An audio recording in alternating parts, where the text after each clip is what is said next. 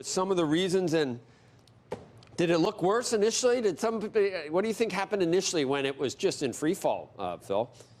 Well, that was shortly after the IATA report came out. And this was a report. There was the meeting between the International Airline Transport Association and Boeing executives yesterday. And then a statement came out this morning from IATA saying, look, if there's any return to flight for the MAX, we need to have everybody on board in terms of international training standards, which raises this whole question, Joe, about would there be greater demand for simulators costing millions of dollars, further delaying this. But that's one part of the story. The other part in this MAX delay, this came out late in the day yesterday. New software issue discovered during simulator tests by FAA flight test pilots.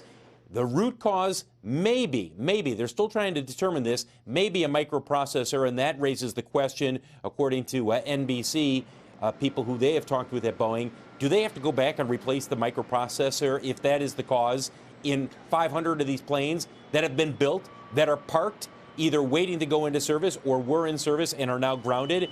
And when you look at the 737 MAX, guys, remember, there was an expectation that we could see a recertification flight potentially in the first couple of weeks of July. Everybody that we've talked with, both within Boeing as well as in the FAA, they were moving in that direction until this latest issue comes up.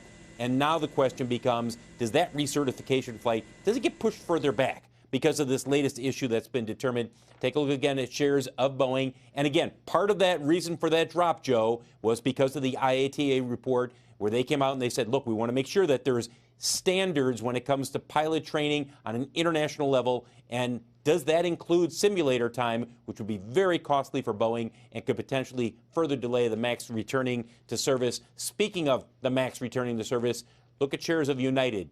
Late yesterday, United joined its colleagues at American and Southwest in taking the MAX off the schedule until early September. So for United, they're not planning on flying this plane at least until September 3rd. And guys, we're getting to the point pretty soon where they're going to have to make a decision, all three of the U.S. airlines. Do we push it back into October, November, or the end of the year?